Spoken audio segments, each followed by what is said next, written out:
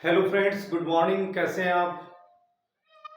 मैं आज का जो टॉपिक अटेंड करने जा रहा हूं वो करेक्ट फॉर्म ऑफ वर्ब का है, टेंसेस का है, सीक्वेंसेस ऑफ टेंस जो हर किसी कंपटीशन एग्जाम में आते हैं, जैसे आपका बैंकिंग है, सीजीएल है, एसएससी है। और अब जो ये आरपीसी जो फर्स्ट ग्रेड है उसमें जनरल इंग्लिश के अंदर ये टॉपिक है टेंसेस का, सीक्वेंसेस ऑफ टेंसेस या करेक्ट फॉर्म ऑफ वर्ब, एक ही बात। आप इसको टेंसेस भी कह सकते हैं, करेक्ट फॉर्म ऑफ वर्ब भी कह सकते हैं, सीक्वेंसेस ऑफ टेंसेस भी कह सकते हैं। तो उससे पहले मैंने 2 क्लास अटेंड की है। आज tenses, correct form of verb और सीक्वेंसेस ऑफ टेंसेस की तीसरी क्लास है, क्लास नंबर 3। और इसमें हम जो रूल की बात करेंगे वो है रूल नंबर 7। देखिए क्या है। यदि वाक्य में प्लैन्ड एक्शन, प्लैन्ड एक्शन का मतलब है पूर्व निर्धारित कार्यक्रम, जैसे पहले से कोई कार्यक्रम है वो निर्धारित है। जैसे स्कूल कल 10 बजे लगेगी, तो ये पहले से निर्धारित है। स्कूल कल 10 बजे से लगेगी, तो लगेगी हिंदी में तो ये बोला जाएगा फ्यूचर में, लेकिन इंग्लिश में जो ये लिखा जाएगा या इंग्लिश में जो यूज होगा ये प्रेजेंट सिंपल में होगा, प्रेजेंट इंडेफिनिट में होगा। जैसे प्रधानमंत्री कल जयपुर आएंगे, हिंदी देखिए, प्रधानमंत्री कल जयपुर आएंगे, हिंदी तो ये फ्यूचर सिंपल को बता रही है, लेकिन जो यूज होगा वो यूज प्रेजेंट सिंपल में होगा। भारतीय क्रिकेट टीम कल दूसरा टेस्ट मैच खेलेगी, तो ये पहले से निर्धारित है। जैसे ट्रेन आज रात 12 बजे को आएगी, तो ये पहले से निर्धारित है। तो प्लैन्ड एक्शन का मतलब है कि ऐसा काम जो पहले से निर्धारित है, लेकिन जब हम उसको रेगिस्तान में फिलअप करते हैं, तो रेगिस्तान में फिलअप करते समय हमें ध्यान देना है कि वहां प्रेजेंट सिंपल का यूज होगा, यानी वर्ब की फर्स्ट फॉर्म एस और ईएस। यदि वाक्य में प्लैन्ड एक्शन यानी पूर्व निर्धारित कार्यक्रम जो भविष्य में संपन्न हो, जैसे शाम को बस आएगी, तो ये पूर्व निर्धारित कार्यक्रम है। ओके, जैसे अभी एमडी कॉलेज के अंदर स्काउट गाइड जो प्रतियोगिता वो चल रही है, जैसे मैं ये कहूं कि शाम 8 बजे सांस्कृतिक प्रोग्राम होगा, तो शाम 8 बजे सांस्कृतिक प्रोग्राम होगा, ये चीज है वो पहले से निर्धारित और भविष्य के लिए, समझ गए। जो भविष्य में संपन्न हो तो रेगिस्तान में प्रेजेंट इंडेफिनिट भरेंगे, यानी रेगिस्तान में जो भरा जाएगा वो वर्ब की फर्स्ट फॉर्म और साथ में एस और ईएस। यदि सब्जेक्ट आपका एक वचन है तो वर्ब की फर्स्ट फॉर्म कर दो, एस और ईएस कर दो। अगर प्लूरल है तो ओनली वर्ब की फर्स्ट फॉर्म। देखिए, द ट्रेन रेलगाड़ी हियर यहाँ एट 5 PM, रेलगाड़ी यहाँ 5 बजे आएगी या रेलगाड़ी यहाँ 5 बजे पहुंचेगी, तो ये जो प्रोग्राम है ये पहले से निर्धारित है। ओके, तो यहां हम ऐसा नहीं है कि विल और सेल का प्रयोग करें और वर्ब की फर्स्ट फॉर्म का प्रयोग करें। विल सेल नहीं आएगा दोस्तों यहाँ। The train arrives, ARRIVES, the train arrives here at 5 o'clock या at 5 PM। Our school at 8 AM, हमारा स्कूल 10 बजे शुरू होगा, हमारा स्कूल 8 बजे शुरू होगा। अगर हमारा स्कूल सर्दियों में 10 बजे शुरू होता है तो ये पहले से निर्धारित है। यदि हमारा स्कूल 8 बजे शुरू होता है गर्मियों में, तो ये पहले से निर्धारित है। तो यहां क्या आएगा? STARTS, starts. ओके, जैसे द PM रेगिस्तान, विजिट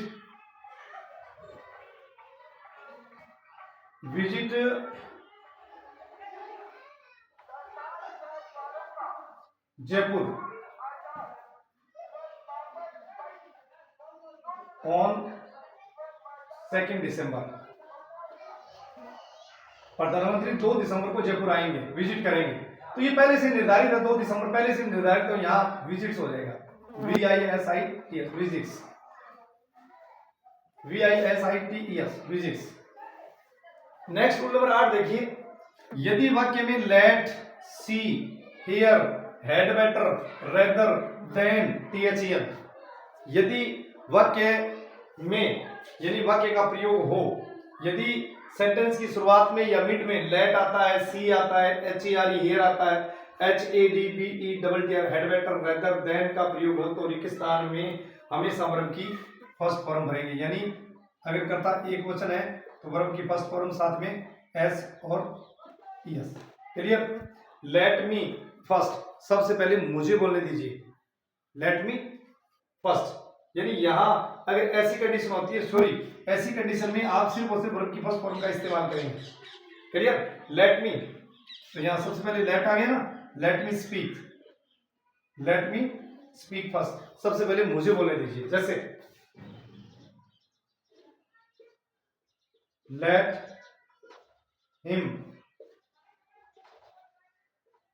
सिंग ए सॉन्ग, उसे गाना गाने दीजिए। लेट से स्टार्टिंग होगी तो यहां सिंग आएगा, उसे गाना गाने दीजिए।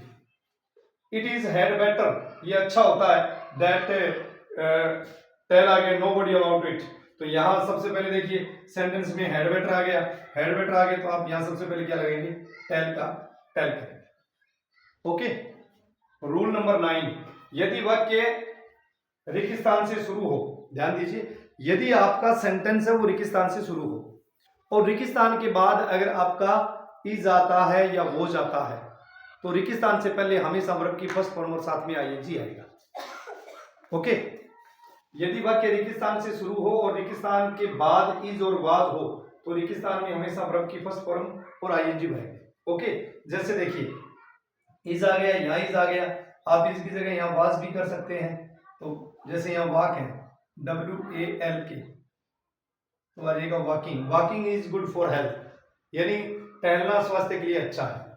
यहाँ जैसे इज प्रोहिबिटेड हियर, पार्क आ गया, पार्क का मतलब वाहन को खड़ा करना, parking, parking is prohibited here, यानी वाहन को खड़ा करना यहाँ मना है। जैसे तीसरा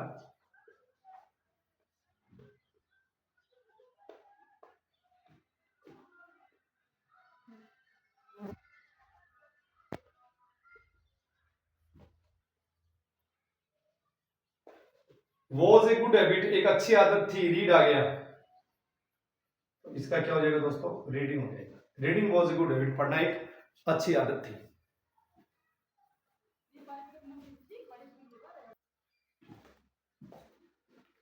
उसके बाद में नेक्स्ट आपका 10वां रूल है, और 10वां रूल क्या है देखिए, यदि वाक्य में today, tonight, this week, this year, this month, at this time, now, nowadays, these days, look और लिसन या वर्तमान का कोई भी समय हो तो रिक्त स्थान में हमेशा प्रेजेंट कंटिन्यूअस का प्रयोग किया जाएगा।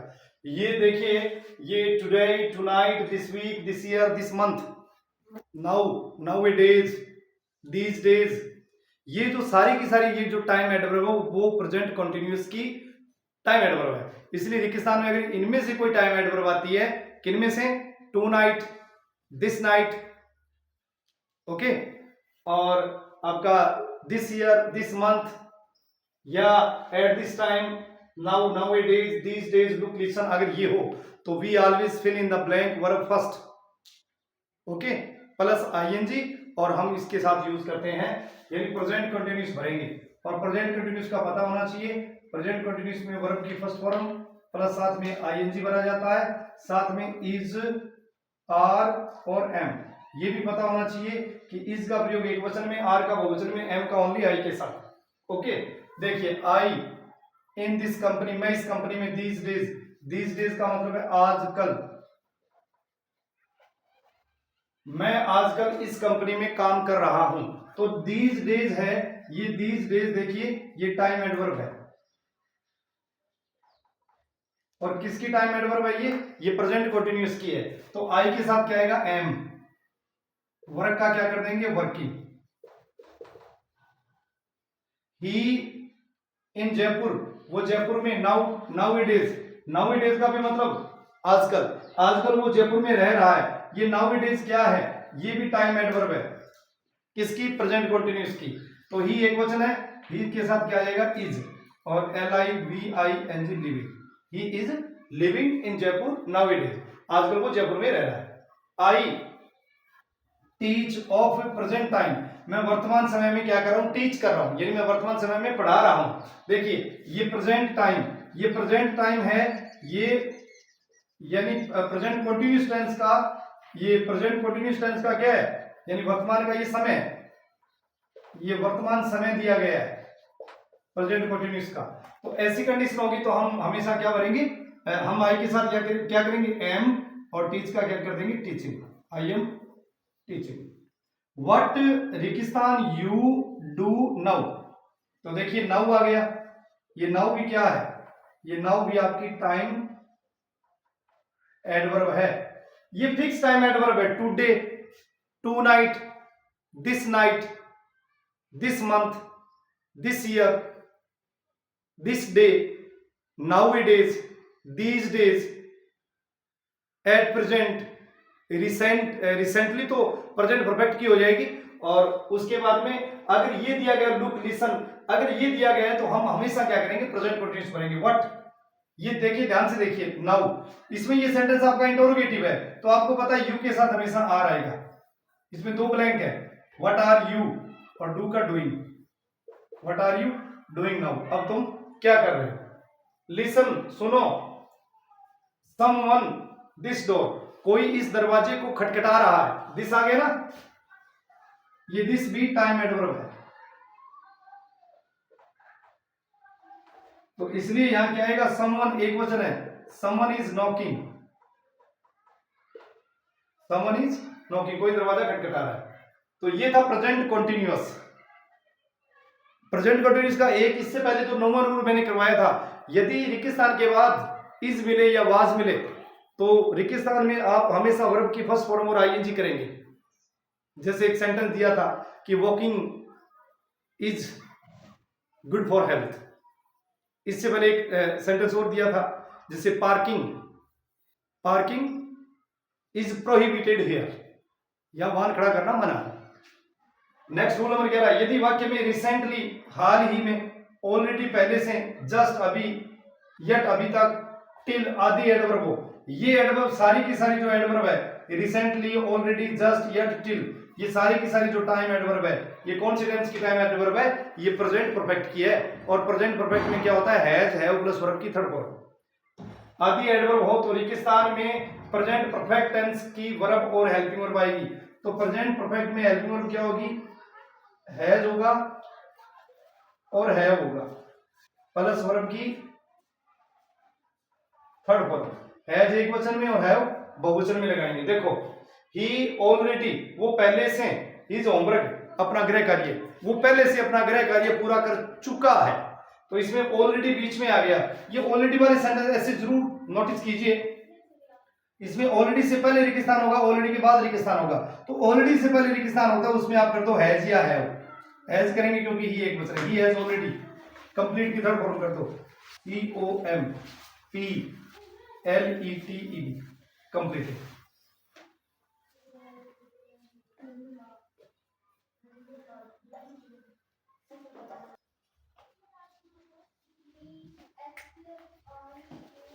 तो ये समझ गए हैज और हैव। देखिए, he has already completed his homework, वह पहले से अपना गृह कार्य पूरा कर चुका है। आई रेगिस्तान ज्वाइन दिस कंपनी, मैं इस कंपनी को ज्वाइन कर चुका हूं। रिसेंटली, ये रिसेंटली टाइम एडवर्ब है, रिसेंटली का मतलब होता है हाल ही में, मतलब अभी अभी, मैं अभी अभी कंपनी को ज्वाइन कर चुका हूं। तो आई बहुवचन है, आई बहुवचन है तो क्या आएगा, आई हैव और JOINED, आई हैव ज्वाइन, मैं ज्वाइन कर चुका हूं। दे रेगिस्तान not complete their homework yet. अब देखिए इसमें यट आ गया, ये यट क्या है, ये यट टाइम एडवर्ब है। और टाइम एडवर्ब किसकी है, टाइम एडवर्ब है वो प्रेजेंट परफेक्ट की है। प्रेजेंट परफेक्ट में क्या करेंगे, एक वचन के साथ हैज, बहुवचन के साथ हैव, वर्ब की थर्ड फॉर्म। देखिए दे बहुवचन है तो दे के साथ क्या कर देंगे, दे हैव